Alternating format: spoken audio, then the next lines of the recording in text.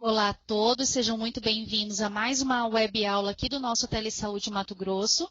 Estamos felizes com mais uma aula, em parceria junto à Escola de Saúde Pública. A nossa web de hoje é a preparação para o parto e sinais de perigo. Temos aqui hoje como convidada a palestrante Ingrid Letícia. Então, professora, por favor. Boa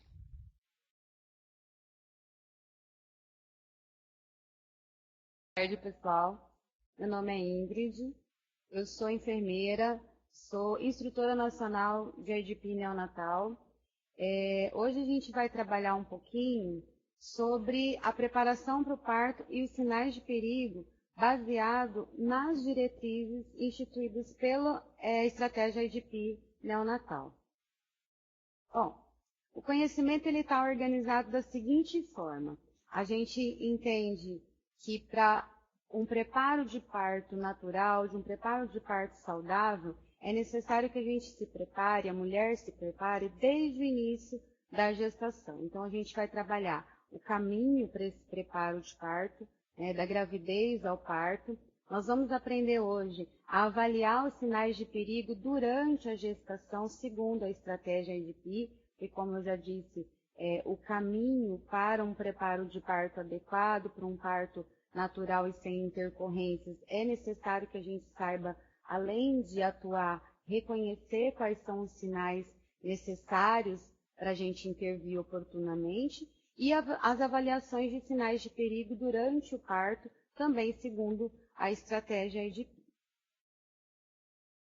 Bom, quando a gente fala de caminho para o preparo de parto, ou para um parto saudável, um parto sem intercorrência, a gente precisa pensar no pré-natal. Então, o pré-natal, ele precisa trabalhar, além dos aspectos físicos, dos aspectos emocionais, trabalhar os aspectos sociais também. Então, durante o pré-natal, a mulher precisa ser incentivada ao exercício dos direitos que ela possui, tanto durante o pré-natal quanto durante o trabalho de parto. Precisa ser incentivado o empoderamento social, o empoderamento através da educação e saúde, a própria preparação física, porque apesar do parto ser fisiológico, toda a preparação física que for necessário ser feita, tanto durante o pré-natal quanto durante o trabalho de parto, ela facilita e ela traz vários benefícios, e o apoio familiar em todas as decisões que o empoderamento dá para a mulher tomar.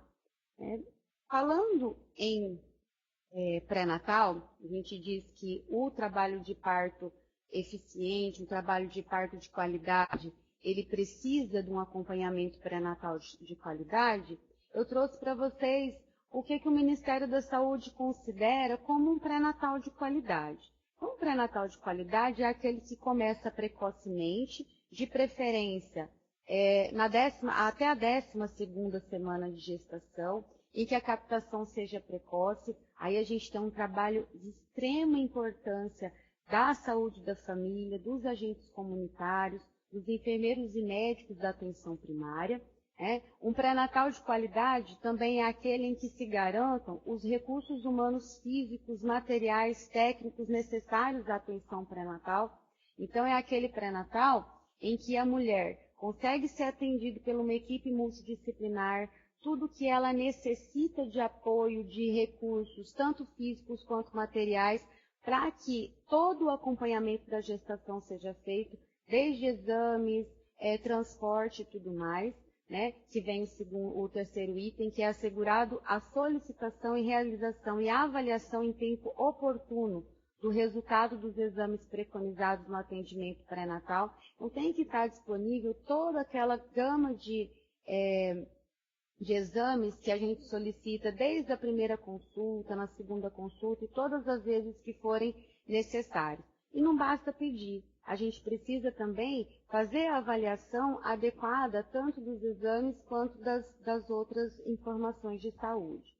O Ministério da Saúde considera também um acompanhamento pré-natal de qualidade aquele que promove a escuta ativa da gestante, não só da gestante, quanto dos seus acompanhantes, considerando os aspectos intelectuais, emocionais, sociais e culturais, não somente o cuidado biológico. Então, um pré-natal que não priorize a barriga somente, né? E que trabalhe com todos os anseios, com todos os medos e com todas as dúvidas que vão ajudar, inclusive no empoderamento, para as decisões que precisam ser tomadas em momentos que, às vezes, a mulher precisa do acompanhante, seja o pai da criança ou não, para essa tomada de decisão. Tá? O Ministério também considera um pré-natal de qualidade aquele que garante o transporte público gratuito da gestante para o atendimento pré-natal quando for necessário. É muito importante que a gente não perca lá na atenção primária essa gestante pelo simples fato dela não ter condição de ir até a unidade de saúde para fazer o seu acompanhamento pré-natal. Outro requisito importantíssimo para o pré-natal de qualidade é a promoção da participação ativa do acompanhante de escolha, né? Então, além da gente incentivar e fazer com que a gestante se empodere pelo exercício do direito de ter um acompanhante durante o parto, é importante que esse acompanhamento ele aconteça desde o pré-natal, né? E aí, durante todo o pré-natal, o exercício dos direitos que a gestante e a sua família têm para o trabalho de parto, ele também vai ficando muito mais tranquilo, né? Um pré-natal de qualidade também é aquele que garante o acesso à unidade de referência especializada, caso seja necessário. Então, hoje a gente vai ver alguns sinais de risco, né, que necessariamente são feitos encaminhamentos para unidades de referência. Então, é importante que a gente encaminhe e tenha a certeza de que vai ser garantido o trabalho, né? E que a gente, muitas vezes, na atenção primária, a única conduta que nós temos é a referência, é fazer a referência. É importante que isso seja salvaguardado também, né? Outro requisito para um pré-natal de qualidade é o estímulo e as informações sobre os benefícios do parto fisiológico, incluindo a elaboração do plano de parto, né?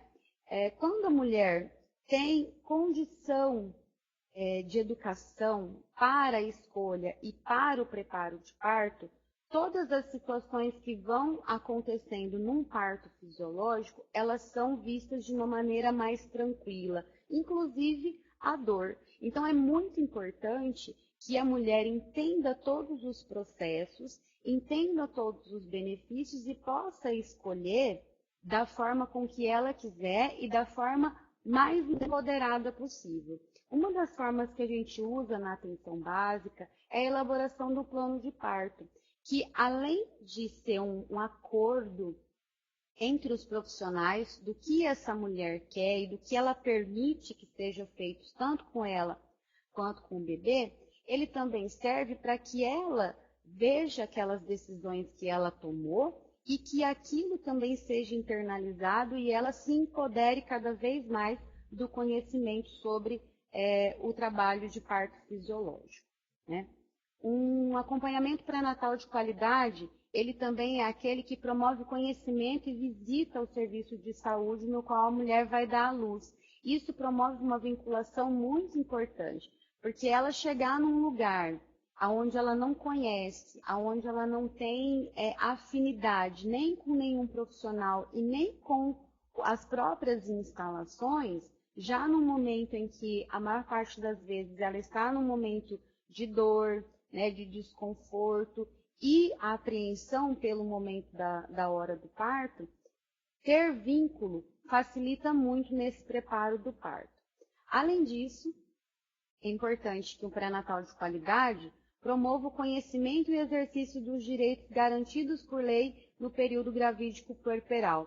Nisso a gente vai trabalhar as questões de amamentação, da volta para o trabalho, o exercício do acompanhante, do direito de acompanhante, de livre escolha na maternidade, né? Não só o acompanhante do sexo feminino ou aquele que cabe no pré-parto. É importante que ela conheça os direitos e internalize isso também, para que no momento em que ela está fragilizada pela dor do parto, ela consiga, de alguma forma, ter o poder de escolher e de exigir que os direitos dela sejam garantidos. Quando a gente fala de trabalho de preparação para o parto e avaliação dos sinais de perigo, a gente se remete a uma estratégia que tem tido excelentes resultados tanto na mortalidade materna quanto na mortalidade infantil, que é a estratégia IDP, principalmente na questão do componente neonatal. Mas antes da gente falar dos sinais de perigo propriamente dito, é importante a gente ver em que contexto e qual é o objetivo que a estratégia está inserida, como é a metodologia de atendimento que é preconizada pela estratégia e como a gente faz a detecção, então, dos sinais de perigo antes, durante a gestação e durante o parto.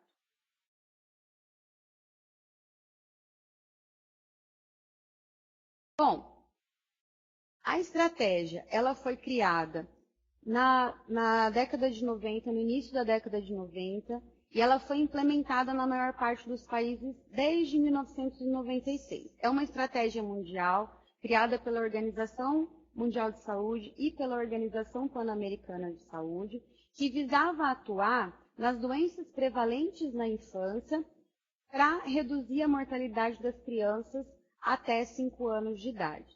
Nisso, a gente tinha componentes específicos para crianças de 1 semana a 2 meses e para crianças de 2 meses a 5 anos.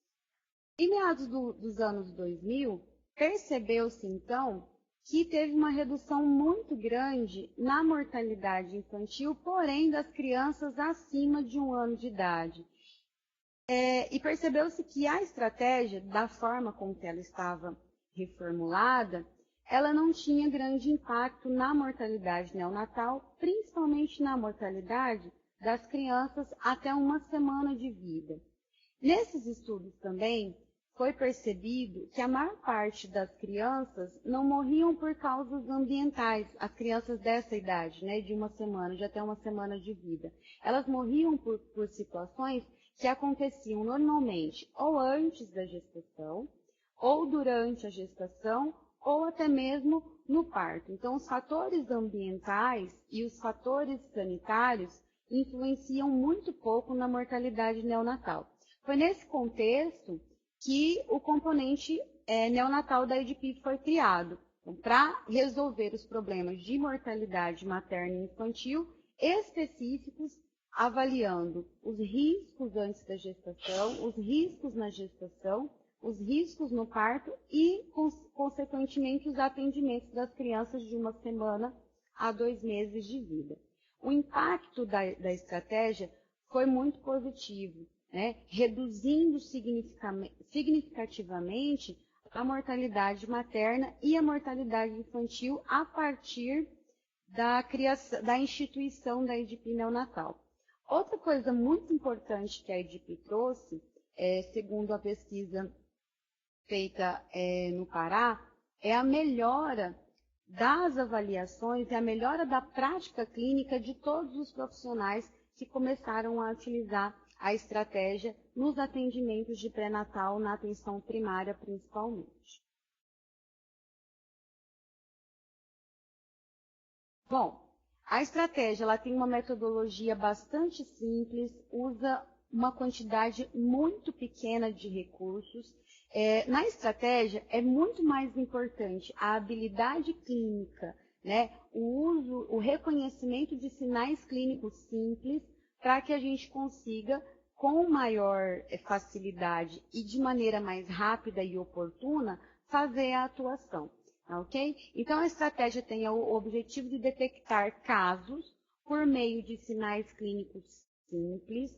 Através desses sinais clínicos simples, quando a gente fala sinais clínicos simples, a gente usa o menor número de sinais para poder classificar. Então, a gente vai trabalhar com história clínica direcionada e exame físico bem direcionado para avaliar os sinais de perigo que eu vou falar daqui a pouquinho. Depois que a gente verifica, então, colhe a história, faz o exame físico, direcionado da forma com que a estratégia preconiza, nós vamos fazer a classificação adequada.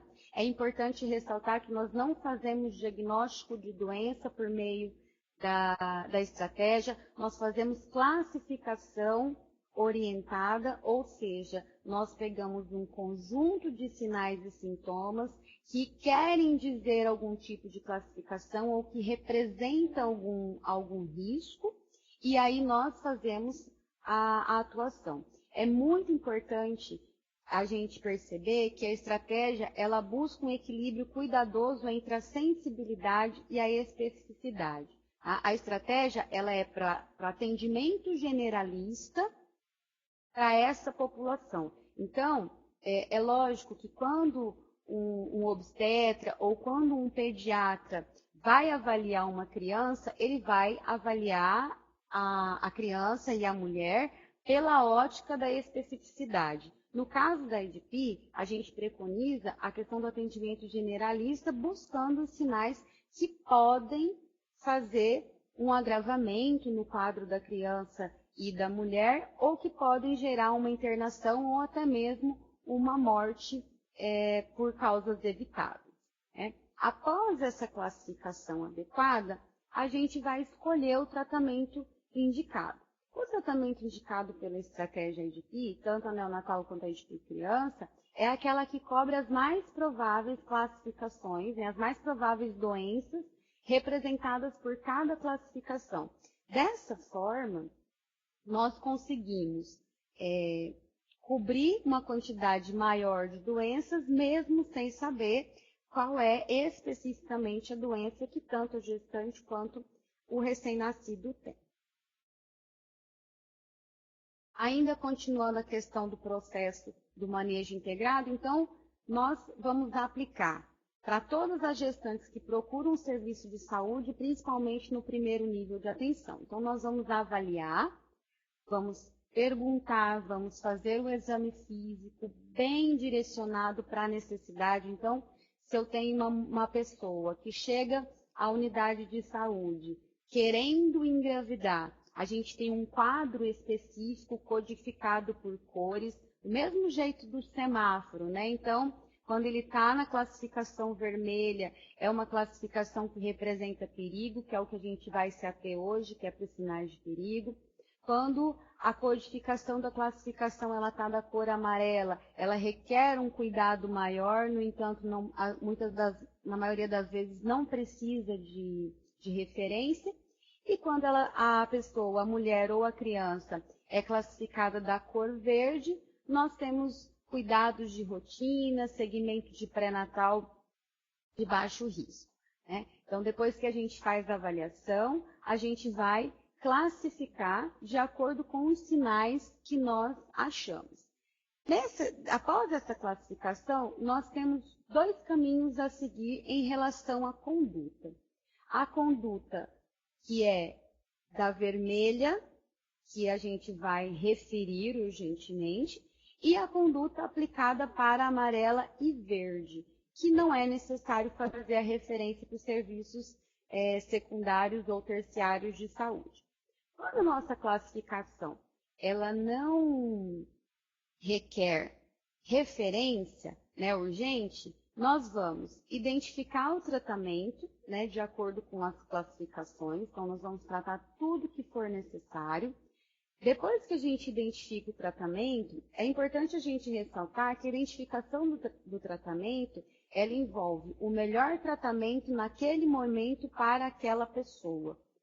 Por que a gente sempre faz esse adendo quando a gente vai falar do tratamento do EDP? Porque ele tem uma série de tratamentos que muitas vezes não tem disponível na unidade, então tem vários tipos de tratamento que nós podemos escolher dentro do protocolo, e aí a gente escolhe aquele que, além de estar disponível, aquele que seja melhor para a mulher fazer ou para a criança, e é aquele que vai ser feito, porque o tratamento que resolve é aquele que é feito. Depois que a gente faz a identificação do tratamento adequado, então a gente já fez tudo que precisava, a gente já sabe todas as informações para identificar o tratamento, nós vamos tratar. De preferência, fazer as primeiras vezes do tratamento na unidade de saúde, que serve tanto para mostrar, para ensinar e para educar como o tratamento ele deve ser seguido, quanto para a gente perceber também as dificuldades que a pessoa apresenta em seguir as condutas e as orientações que nós fizemos. Depois do tratamento, nós vamos para a parte de aconselhamento, que entram todas as questões relacionadas à educação em saúde.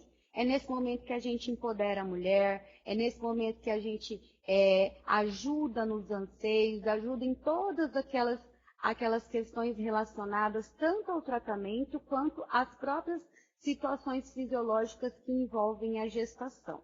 E aí depois a gente acompanha, né? Quando a gente fala de atenção primária, é muito tranquilo a gente pensar nessa consulta de retorno, porque a gente devolve a pessoa para casa, ela faz o tratamento e no momento oportuno ela traz o retorno para a gente da melhora ou não do quadro com que ela chegou para a gente inicialmente.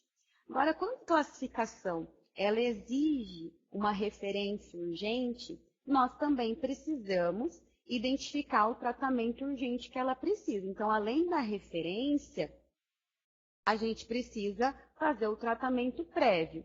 Nos cursos de IDP, eu gosto de brincar que a gente não manda ir com Deus, né? A gente não fala vai com Deus, não. A gente vai identificar e nós vamos fazer o transporte, tanto da mulher quanto da criança, da melhor maneira possível, para que a referência seja a conduta mais adequada. E que essa referência também receba o paciente, a mulher, de preferência, de forma adequada, né? Administrar o tratamento, então, antes de referir, a gente nunca vai mandar ninguém desestabilizado, então, muitas vezes é melhor a gente estabilizar ali na unidade básica ou na unidade que se tem, e aí, posteriormente, fazer a referência. Tá? Bom, agora que a gente já sabe como que funciona a metodologia e o processo de manejo, a gente vai falar sobre a avaliação específica dos sinais de perigo durante a gestação. Então, a gente tem 3 classificações para avaliação durante a gestação. É a gestação com risco iminente, a gestação com alto risco e a gestação de baixo risco. A gestação com risco iminente é aquela que apresenta sinais de perigo.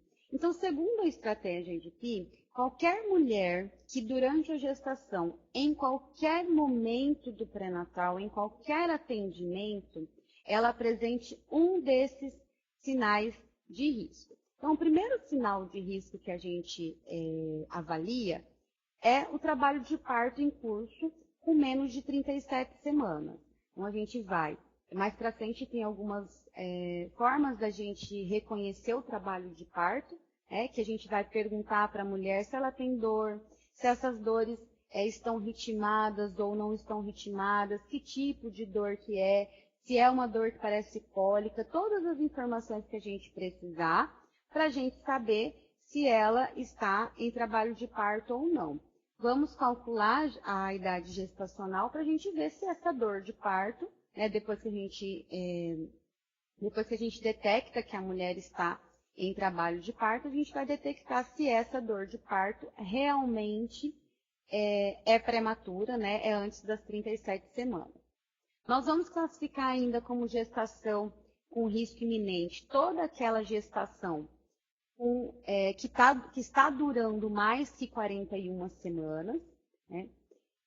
Nós vamos considerar também como sinal de perigo toda e qualquer diminuição ou ausência de movimentos fetais. Então, a gente avalia, verifica se toda criança, todo feto que mexer menos de 6 vezes em 1 hora, nós vamos considerar como gestação com risco iminente. Toda mulher que em determinado momento apresentar uma doença sistêmica grave, também vai ser considerado sinal de perigo. Qualquer infecção urinária que esteja com febre durante a gestação também nos leva à classificação da gestação com risco iminente. Mulher que está em qualquer momento da gestação com diabetes não controlada, Qualquer sangramento vaginal não avaliado ou avaliado como não sendo fisiológico, também é considerado como sinal de perigo. As roturas prematuras de membrana com mais tempo de 12 horas. A hipertensão não controlada ou a presença de convulsões, visão turva, perda de consciência ou cefaleia intensa, também é um sinal de perigo. A alteração da frequência cardíaca fetal menor que 120 e maior que 160, nós também classificamos como gestação com risco iminente. A apresentação anormal com trabalho de parto, né? Então, é aquele bebê que não está numa apresentação adequada para o trabalho de parto, né? E a palidez palmar intensa ou hemoglobina abaixo de 7 e edema de face, mãos e pernas. Aí, normalmente, vem uma pergunta assim, mas tá, e aí, essas situações vão fazer necessariamente com que a mulher morra, ou com que a criança morra, ou que nasça crianças com problemas, ou que a mulher enfrente um problema maior na gestação?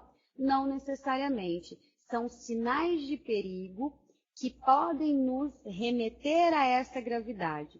Esses sinais de perigo também não nos indicam a necessidade de cesariana, ok? Então, a gente, em momento nenhum, vocês vão ver na hora que a gente for falar ali da questão do tratar, que a gente está falando encaminhamento para a extração fetal por cesariana, né? Então, em relação a esses sinais de perigo, de acordo com cada sinal de perigo que a mulher apresentar, nós vamos fazer as atuações.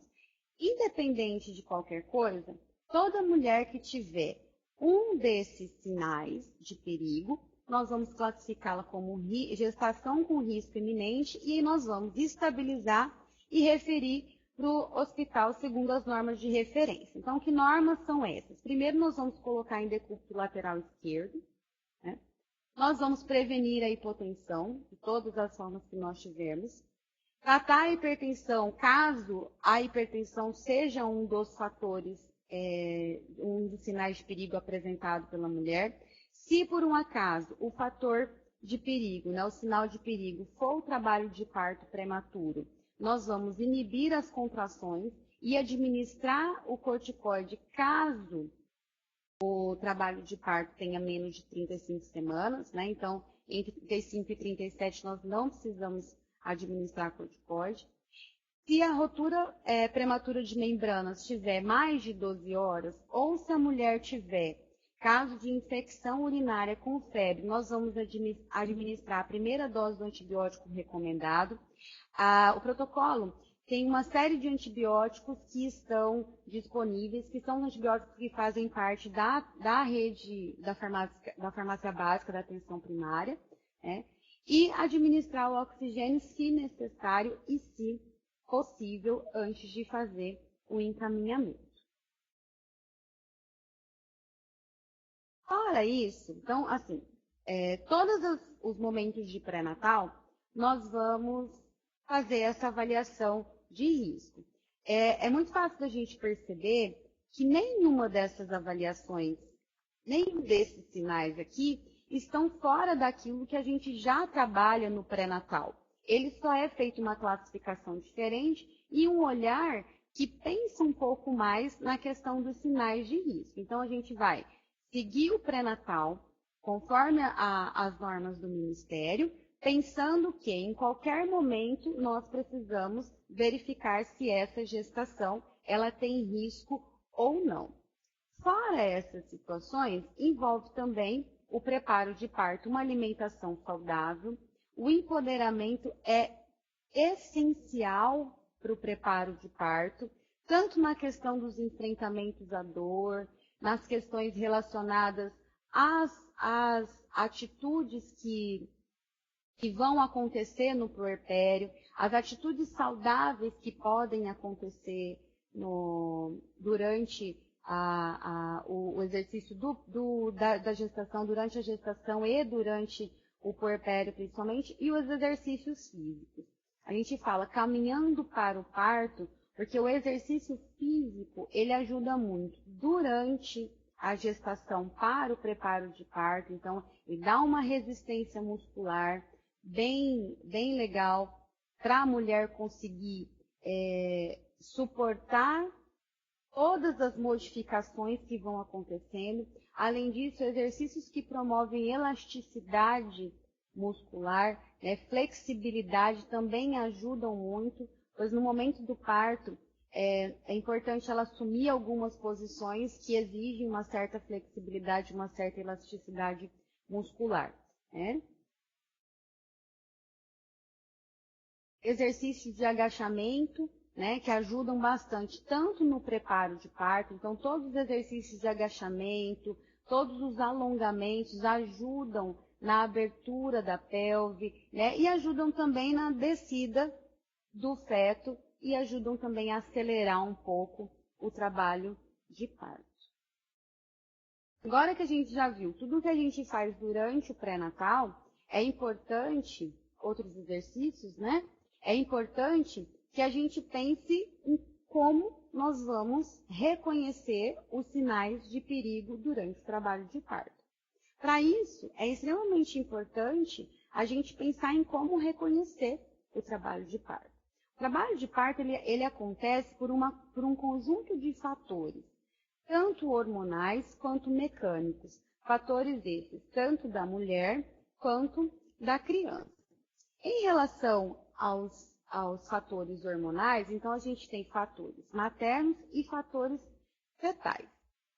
Até o 7º mês de gestação, a progesterona, o hormônio progesterona, ele está bastante alto. A partir do 7º mês, começa a ter um aumento de estrogênio que faz com que a proporção de estrogênio e progesterona diminua. Então, fica um pouco mais de estrogênio do que progesterona.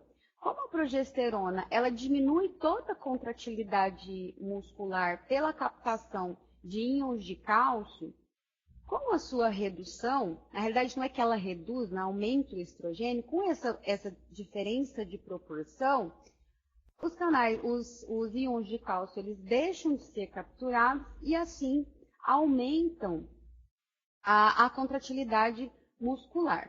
Além disso, a hipófise, ela começa a fazer a produção de ocitocina, na realidade os músculos envolvidos no trabalho de parto, eles aumentam fisiologicamente a quantidade de receptores de ocitocina, o que faz com que a ocitocina atue como estimulador de contração, né? Além dos fatores hormonais maternos, nós temos os fatores hormonais fetais. A maturidade fetal faz com que a hipófise fetal comece a liberar uma quantidade maior de ocitocina, que no líquido amniótico, que em contato com esse útero que está com uma quantidade maior de receptores, ele vai também promover estímulo de contração. Além disso, a maturidade fetal também promove a liberação de cortisol, que faz também com que aumente a produção de ocitocina materna, e as prostaglandinas, que faz a indução das contratilidades também, indução do trabalho de parto, mostrando que o bebê está pronto para nascer, e aí a gente tem todo esse conjunto hormonal. Além disso, é necessário que os fatores mecânicos também contribuam. Então, para as contrações, é muito importante, acredita-se que é muito importante a distensão da musculatura uterina e a distensão ou a irritação do colo uterino. A distensão da musculatura uterina, ela acontece por conta do aumento natural da contratilidade de todo o músculo liso quando ele se distende. Então, qualquer músculo liso, quando acontece uma distensão, a contratilidade aumenta naturalmente. Além disso, os movimentos fetais durante toda a gestação também promovem essa distensão da musculatura uterina. Isso vai fazer com que gere um reflexo neurogênico que aumenta também a produção de ocitocina pela hipófise materna.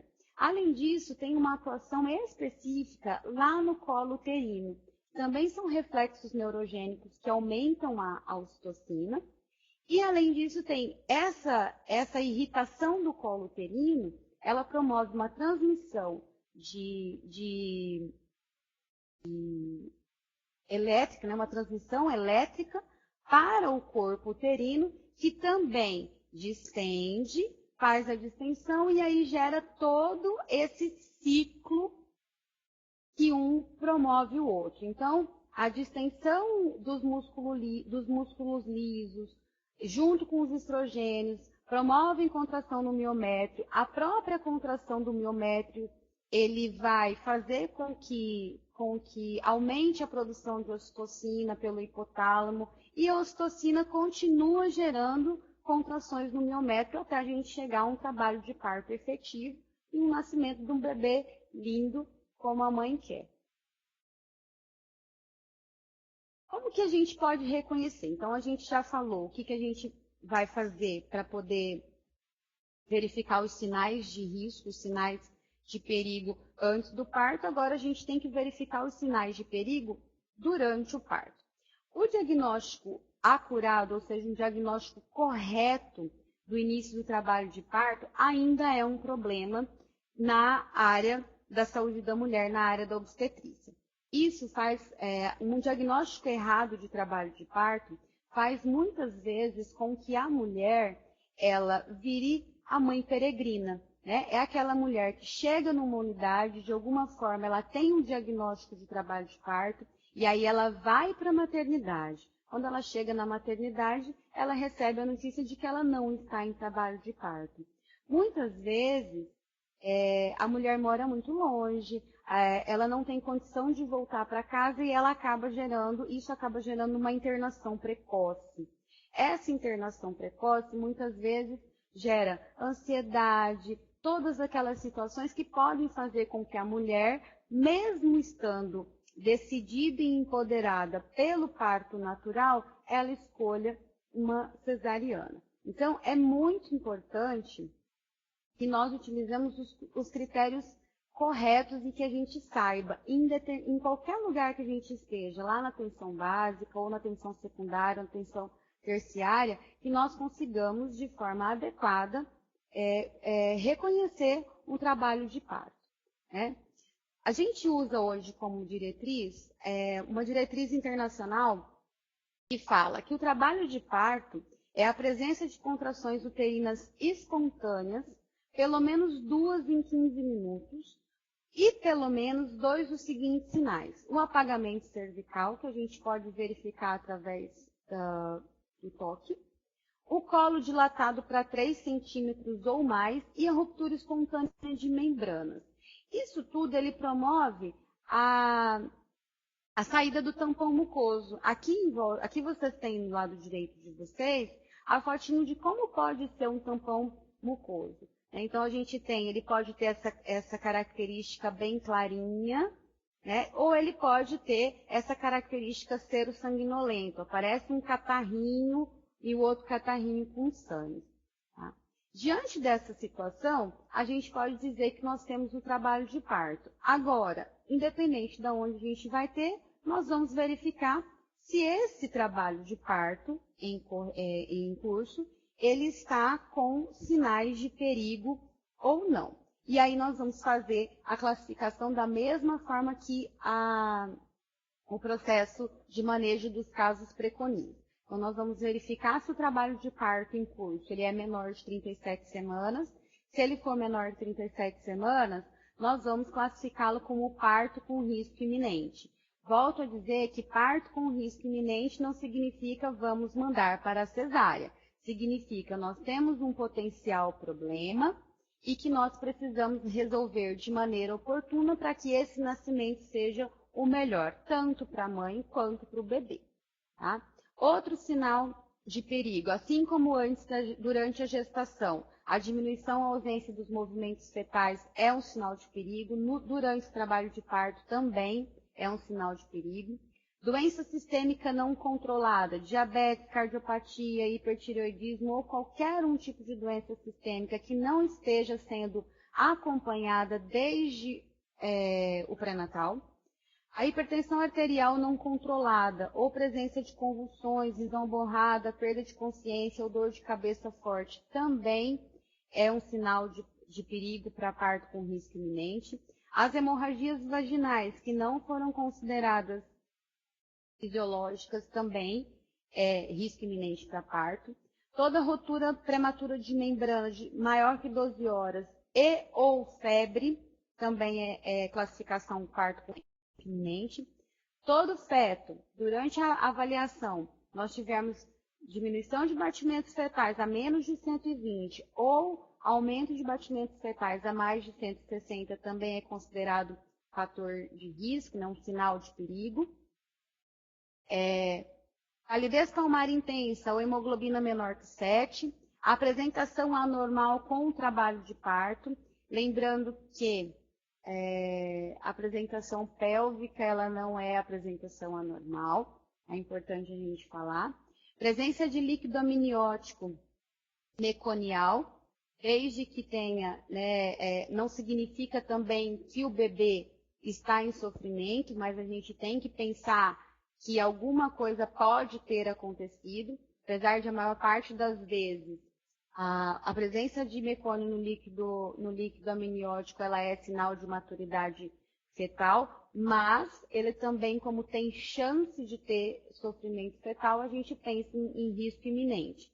Tá? Mulheres com RH negativo isoimunizadas, é importante que, caso a gente não tenha essa informação, a gente trate sempre como isoimunizada. Edema de face, mãos e pernas. E 3 contrações de 45 segundos em 10 minutos, sem nenhuma modificação cervical num período de 2 horas. Não significa também que essa mulher não tenha dilatação. Significa que ela ainda não conseguiu chegar naquilo que é preconizado e nós precisamos de uma avaliação específica para a próxima conduta, ok? Em relação ao tratamento específico diante desses sinais de perigo, sinal de perigo, a gente sempre vai mandar para a referência, tá? Ou hospital, ou a referência que vocês tiverem. Mandar para o hospital sempre, em decúbito lateral esquerdo, prevenindo a hipotensão, tratar a hipertensão caso seja necessário, vamos tratar a hemorragia segundo os protocolos do Ministério da Saúde. Se a mulher está em trabalho de parto prematuro, da mesma forma lá durante a gestação, nós vamos inibir as contrações e administrar corticoide para induzir a maturação pulmonar, caso seja menor que 35 semanas. Se a rotura prematura de membranas for maior que 12 horas e a mulher tiver com febre, ou se ela tiver apenas com febre, mas ainda não ter sido detectada a rotura prematura de membranas, nós vamos administrar a primeira dose do antibiótico recomendado. Se necessário e oportuno, nós também vamos fazer a administração do oxigênio. E a vigilância do parto. Vamos abrir o partograma enquanto nós aguardamos a transferência, porque nós sabemos que nem sempre a transferência ela é tão rápida quanto nós queremos. E ela precisa ser rápida quanto se necessita e não, às vezes, quanto que nós queremos. Bom, é importante falar também as questões relacionadas às fases. Muitas das vezes, nós avaliamos o risco, passa por tudo aquilo, a gente não tem um trabalho de parto com risco iminente, e aí a gente vai atuar e a gente tem que reconhecer em que fase o parto está passando. Como a gente está trabalhando com a preparação para o parto, a gente não vai se estender na assistência nos períodos, mas é importante saber como nós reconhecemos os 4 períodos do trabalho de parto. Então, o primeiro período, que é normalmente aquele que a gente detecta na atenção básica, é aquela dilatação do colo do útero de até 10 centímetros no meio de contrações rítmicas e dolorosas. O primeiro período ele é dividido em fase latente e fase ativa. Normalmente é na fase latente que nós recebemos lá na atenção básica essas mulheres para a gente verificar se ela está em trabalho de parto ou não. O segundo período é o período expulsivo, que ele se inicia com a dilatação total e termina com a expulsão do feto. Então, nessa hora é que ocorrem os pulsos maternos, é o momento em que a mulher sente, a necessidade de empurrar, né? O terceiro período, que a gente chama de secundamento ou dectadura, é onde ocorre o desprendimento da placenta e das membranas, que a gente deve deixar que ele seja o mais natural possível. O período de Greenberg, ele ocorre na primeira hora pós-parto, objetiva a parada do sangramento genital. Então, é o momento onde há a formação do globo de segurança de Pinard, onde tem uma contração drástica do útero, e essa contração faz com que diminua o sangramento e aí não haja hemorragia. Então, por exemplo, o útero atônico é uma das principais causas de hemorragia pós-parto. Essas são as referências que eu utilizei, né? Esse aqui é o meu contato. Tem até um outro e-mail que eu acho que depois a gente pode mandar. Esses são os telefones do meu local de trabalho e meu telefone. Eu estou à disposição para qualquer dúvida. Bom, pessoal, então nós estamos abrindo as perguntas, né? Eu gostaria de já registrar a pergunta do Ademar. O Ademar, ele é aqui de Cuiabá e ele faz a seguinte indagação: como trabalhar com as gestantes o medo da dor em casos de parto normal? Bom, o medo da dor, ele é uma das principais coisas que a gente trabalha quando a gente está fazendo o pré-natal. A primeira coisa que a gente precisa trabalhar é a questão da superestimação e da subestimação da dor. A gente trabalha muito com as experiências de outras mulheres, trabalhando com relatos de parto e trabalhando com as questões não só de alívio de dor, mas também com as questões sociais relacionadas à dor. Então, uma mulher, por exemplo, que teve uma mãe, ou que tem em casa, ou que teve uma primeira experiência de parto muito dolorosa, ela pode provavelmente transferir isso para uma próxima gestação, ou se foi da mãe, trabalhar isso na gestação dela. Nós apresentamos para ela todas as oportunidades e todas as possibilidades de redução da dor. Além disso, nós trabalhamos com a questão de que a dor ela é essencial. A mulher, é através da dor que a mulher sente a necessidade de empurrar e ela assume posições que fazem com que ela mude conforme a dor.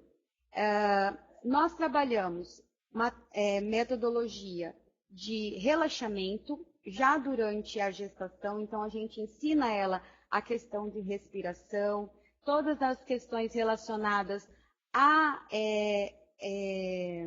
exercícios, sentar na bola, tudo que a gente pode fazer para amenizar e relaxar.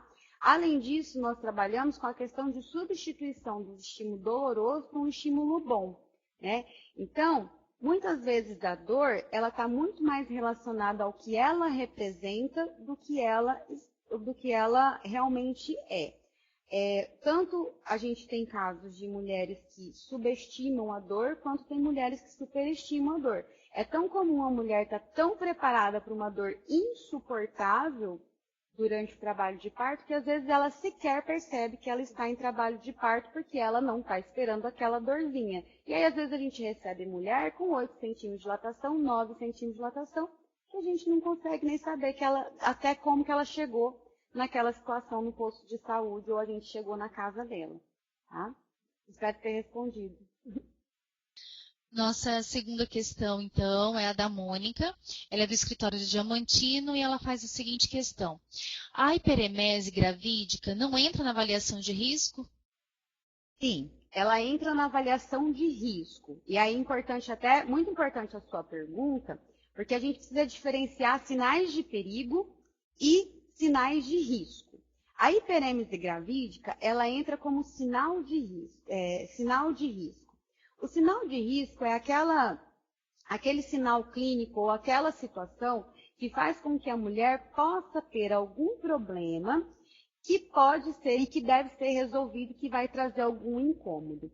Já o sinal de perigo é aquele que pode trazer problema grave, sendo um dos responsáveis pela mortalidade materna ou pela mortalidade infantil. Tá? Então, não significa que nós não vamos avaliar. É que a aula de hoje a gente estava trabalhando sinais de perigo. A hiperêmese gravídica, segundo a IDP, ela entra como uma avaliação dos sinais de risco. Uma mulher que apresenta hiperêmese ou que já apresentou hiperêmese gravídica em outra gestação, ela é classificada como gestação com risco. Tá? Ok. A Marilene é do Escritório Regional de Saúde de Sinop e ela quer saber como você vê a atuação das doulas no apoio à mulher grávida. Olha, não é só porque eu sou doula, não, né? Vou puxar a sardinha pro prato da gente, mas eu acho assim, essencial. Né?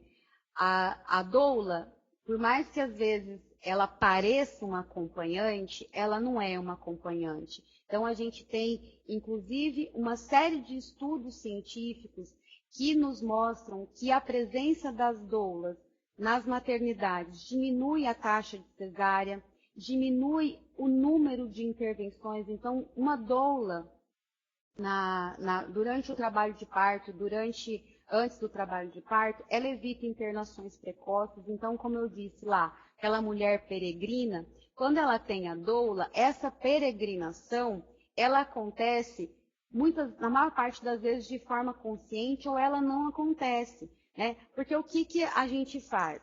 A gente verifica o trabalho de parto e a gente ajuda para que essa mulher fique o tempo mais confortável possível na sua casa, para que ela já chegue à maternidade num processo de trabalho de parto mais rápido, então ela já chega mais adiantada para o trabalho de parto. Isso diminui o uso de ocitocina, diminui o uso de episiotomias, além de reduzir a taxa de cesariana por pedido pela mulher não aguentar. Agora uma dúvida. Toda grávida tem direito a ter uma doula durante o trabalho de parto? E se o acompanhante pode ser qualquer pessoa escolhida pela gestante? Ainda toda grávida não tem direito. Mas os hospitais ou os locais onde a humanização já está bem enraizada, as doulas têm tido um acesso bem legal junto e não como acompanhante, como doula mesmo. Agora, o acompanhante, ele é de livre escolha, ele pode ser qualquer pessoa de qualquer sexo para o acompanhamento. Tá, ok? Então, é muito importante a gente, o fato de ser doula e de trabalhar com pré-natal e tudo, de atuar durante um tempo na atenção primária, me fez pensar que uma das coisas que a gente mais precisa trabalhar com a gestante não é só o medo da dor, e sim o exercício da cidadania e do direito que ela tem. Então, muitas vezes, vale a pena, às vezes, a gente até escrever no receituário o número da lei, e aí ela chega, às vezes ela não sabe nem onde está escrito, mas só o fato dela estar empoderada já faz com que isso faça valer o direito dela, que o acompanhante é de livre escolha e qualquer pessoa, não precisa ter parentesco nenhum, não precisa ser pai, não precisa ser nada dela, ela escolheu, é aquela pessoa que vai ficar com ela. Ok. A Marilene volta a fazer uma colocação. Por que essa dificuldade de aceitar a presença das doulas por parte de outros profissionais, né? Das instituições de saúde e principalmente pelos médicos? Olha, a gente, na obstetrícia, a gente ainda luta por um atendimento baseado em evidências. A gente ainda luta pela desmedicalização do corpo feminino. A gente ainda luta para trazer para o fisiológico aquilo que, em determinado momento, por apenas capricho humano, ele virou patológico, né? Então, durante muito tempo, era um absurdo mulheres parirem no hospital.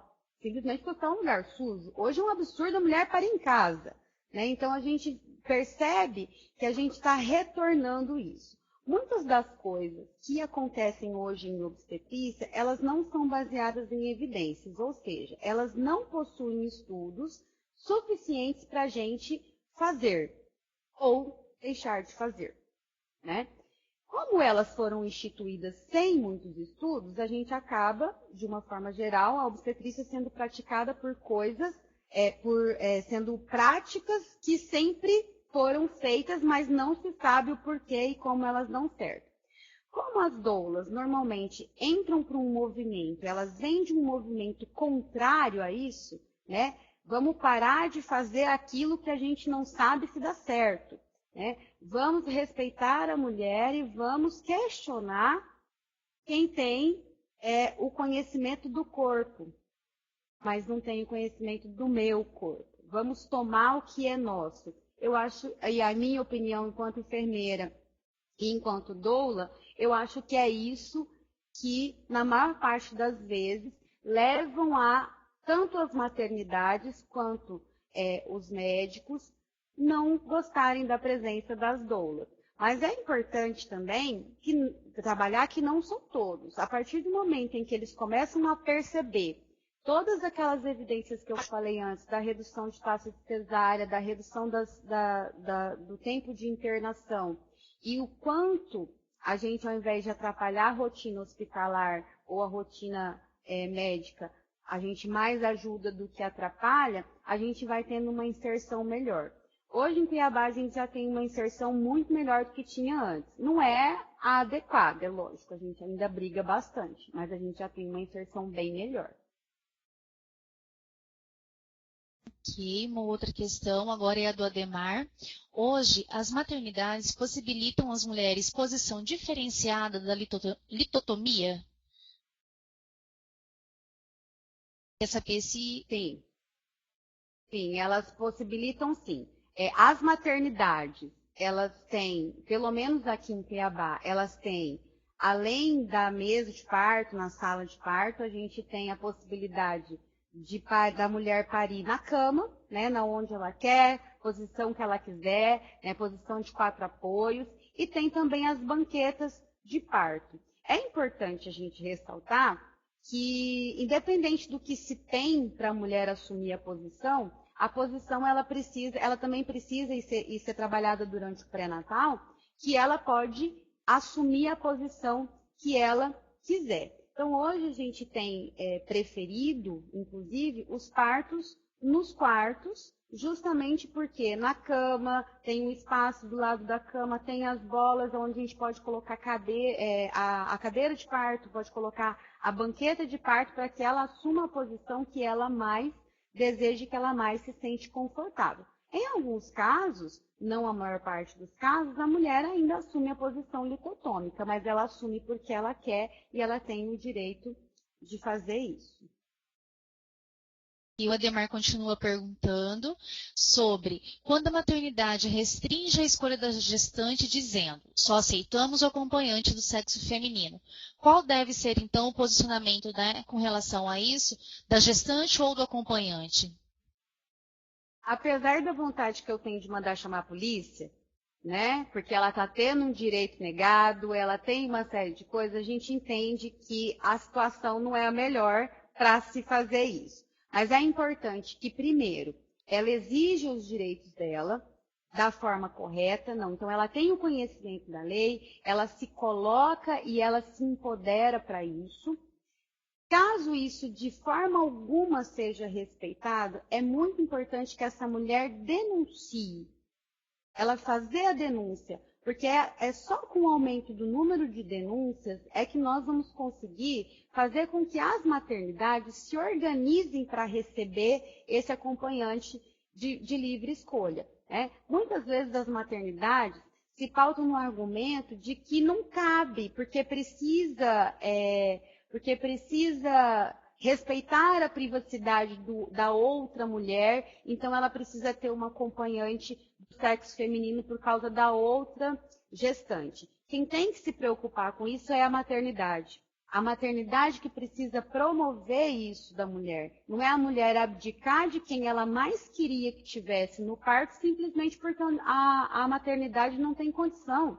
de ter aquele acompanhante. Então, a gente incentiva, né, a luta pelos direitos, e isso, o empoderamento ele é essencial, e depois fazer a denúncia. Porque muitas vezes a mulher, depois que o nenê está no colo da mulher, ela entra em estado de graça e ela acaba não querendo denunciar mais o que aconteceu. E é importante a gente, enquanto profissional, recebeu essa mulher de novo no pré-natal, a gente verifica se teve alguma violência, qualquer tipo de violência obstétrica praticada contra ela, a gente incentive a denúncia.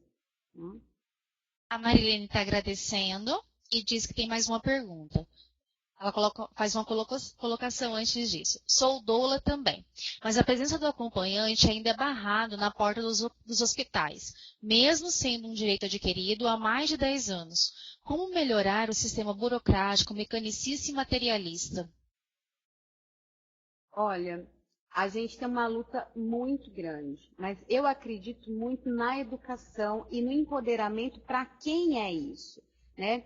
A gente brigar pelo direito dos outros, a gente até briga. E a gente que é profissional, que a gente é militante e tudo mais, a gente briga pelo nosso e pelo dos outros juntos. Mas quando a gente junta as pessoas que realmente vão ser favorecidas, a gente ganha um pouco mais de força. Eu acredito que a chave para tudo é a educação e mostrar as evidências das vantagens, né? Se somente dizer que é um direito não funciona, a gente tem 1 zilhão de estudos, que ainda são poucos, na minha opinião, que demonstram toda a importância de se ter um acompanhante e uma doula durante o trabalho de parto. E não são benefícios apenas para a gestante e para a mulher, são benefícios para o sistema de saúde também, porque ele acaba utilizando muito menos recursos pela conta de muito menos intervenções, que a presença tanto do acompanhante quanto da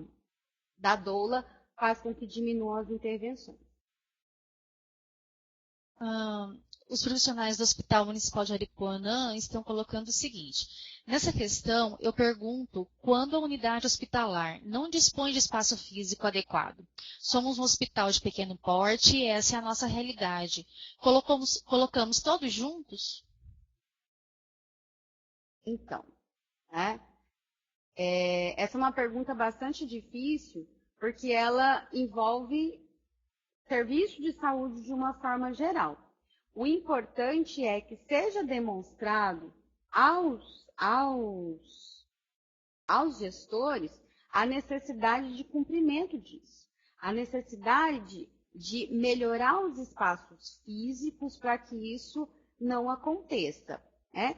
Ou, agora é minha opinião, mudar o atendimento e não atender. Eu entendo que Aripuanã é longe, né? Eu entendo que mandar para um lugar de referência para um parto normal apenas pela conta do acompanhante é complicado, mas talvez trabalhar com os gestores que não têm condição de atender e unir isso com as denúncias, a gente consiga, a longo prazo, conseguir resolver isso. Agora, o colocar todos juntos, aí é uma situação bastante complicada, né?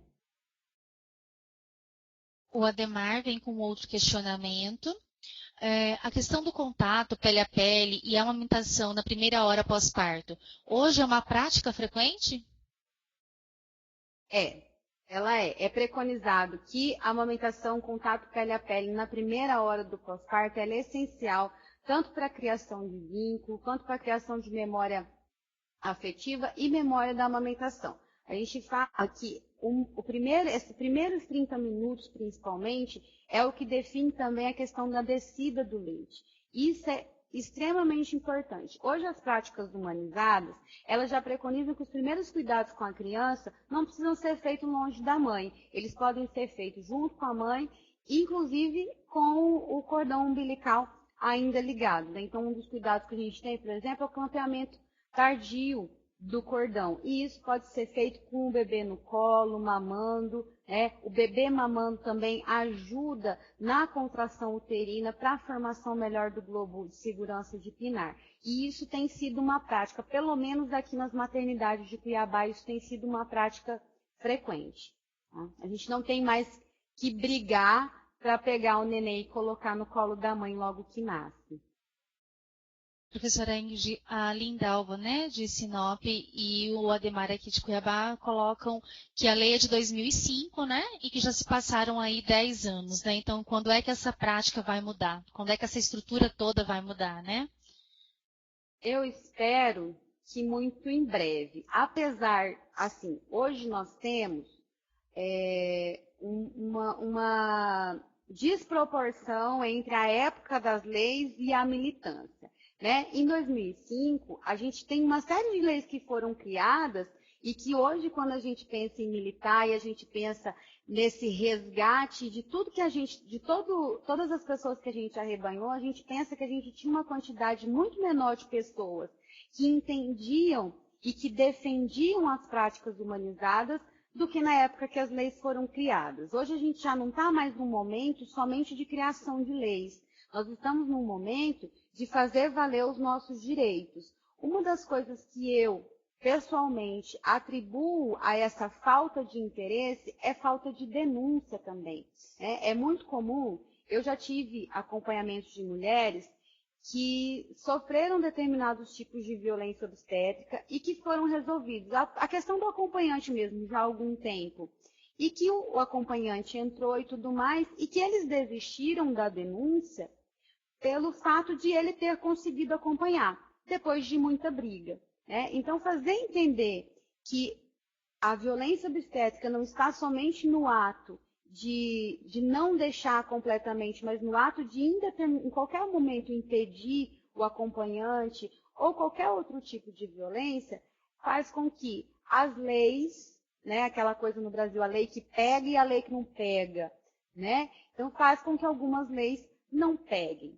Em relação especificamente a essas questões, tanto do acompanhante quanto das violências, é muito importante que as pessoas aprendam a reconhecer. Muitas das violências, muitas das coisas que são violências, muitas vezes não são consideradas violências. O puxo dirigido, por exemplo, você falar para a mulher a hora dela fazer força, segundo a Organização Mundial de Saúde, é violência obstétrica. A gente nunca viu uma denúncia sobre isso. Ah, eu estou denunciando na ouvidoria porque alguém mandou fazer força na hora que eu não queria. Né? Então, é importante que a gente incentive, a gente enquanto profissional de saúde e a gente enquanto mulher e cidadã também. A Lindalva volta a fazer um questionamento. A reabilitação nos hospitais para parto de alto risco deve levar em conta a lei do acompanhante? Deve, sempre que possível. Né? Então, muitas vezes, a presença do acompanhante, ela pode, em determinado momento, não ser adequada nas questões relacionadas ao alto risco. Da mesma forma com que atendimentos de parada precisam ser tecnicamente o melhor possível e a presença de pessoas não preparadas tecnicamente para viver aquele momento pode atrapalhar, a gente também entende na questão do alto risco. Mas é importante a gente salientar que quando a gente fala de parto de alto risco, não significa aquele parto que não possa ter acompanhante. Então, vou dar um exemplo de uma mulher que tem uma gravidez classificada como parto com risco iminente, que tem uma pré-eclâmpsia e que pode perfeitamente ter um parto normal, sendo sulfatada, fazendo todos os controles, né, para que não aconteça nenhum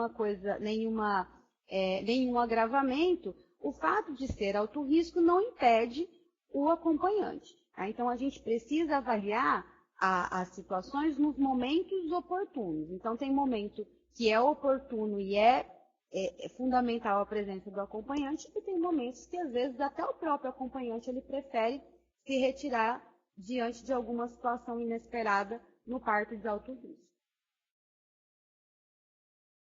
Enquanto vocês encaminham as perguntas, eu vou estar só lembrando a vocês que, para aqueles que ainda não fizeram, vocês podem estar baixando essa apresentação, pessoal, clicando nessa setinha que está logo abaixo do slide de vocês, tá? Essa web aula está sendo gravada e vai estar disponível através do canal Teleeduca Mato Grosso, no site do YouTube, na nossa próxima semana. Ok? Vocês estão vendo também, aqui pelo bate-papo, tem um linkzinho, ó, que eu coloquei para vocês. Esse link é para uma avaliação ao final da aula. Por que a importância de se avaliar uma web aula como essa de hoje, né? É importante para que a gente possa estar melhorando o trabalho, em conjunto com a palestrante que esteve conosco, que ainda está conosco aqui hoje, né?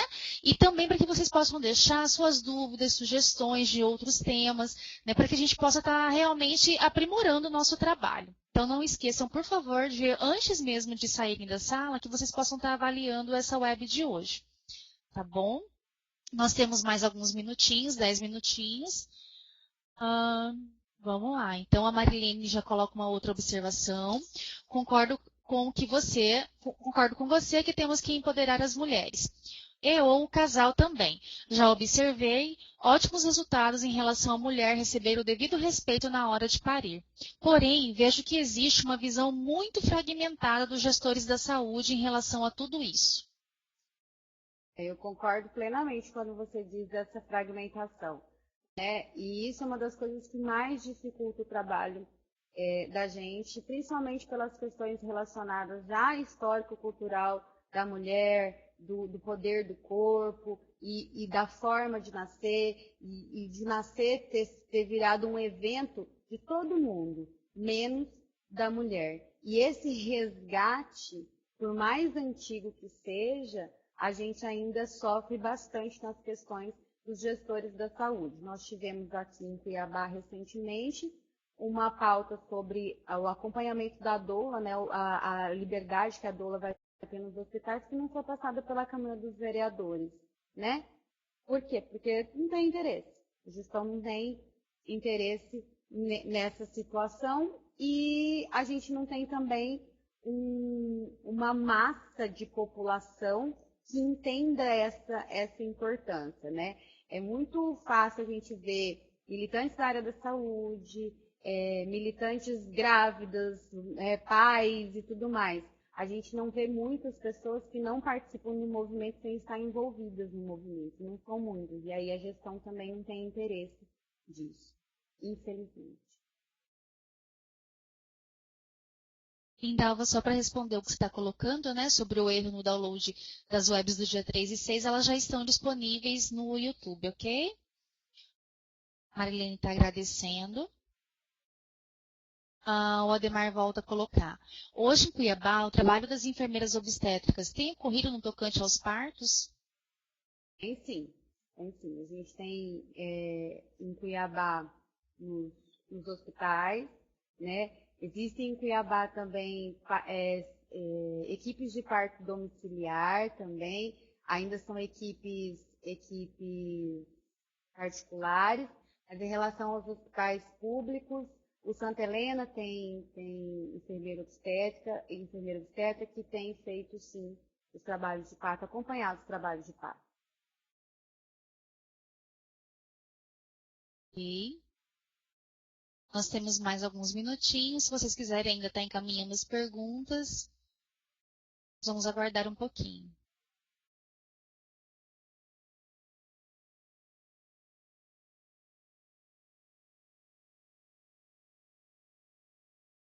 Professora Ingrid, se você quiser estar fazendo já as considerações finais, por favor. Gente, muito obrigada por todo mundo. As perguntas foram muito boas. Essa discussão, quando a gente fala de preparo para o parto, é muito importante que essa discussão tome esse rumo que tomou, o rumo mais político, o rumo mais organizado, da organização dos sistemas de saúde, né? Porque eu acho que não basta nós conseguirmos fazer isso dentro das nossas unidades, com a nossa habilidade técnica, a gente precisa ter condição para isso também. Então, muito obrigada pela participação de vocês. Foi ótimo estar essa tarde com vocês. Eu gostaria de agradecer muito a participação de todos vocês na nossa tarde de hoje, agradecer a presença da professora Ingrid aqui para a nossa web aula, lembrá-los que amanhã a professora estará conosco, né, novamente, e amanhã o tema da nossa web são cuidados maternos do puerpério. Ok? Então, amanhã, a partir das 14 horas, vocês podem estar acessando novamente a agenda do Telesaúde, para que a gente possa estar tendo mais uma tarde, né, bem produtiva. Quero deixar, então, ainda a sala aberta, estou dando como encerrada a web de hoje, para que vocês possam estar fazendo novamente, né, ou para quem ainda não fez, a avaliação da nossa web aula. Muito obrigado, tenham a todos uma ótima tarde.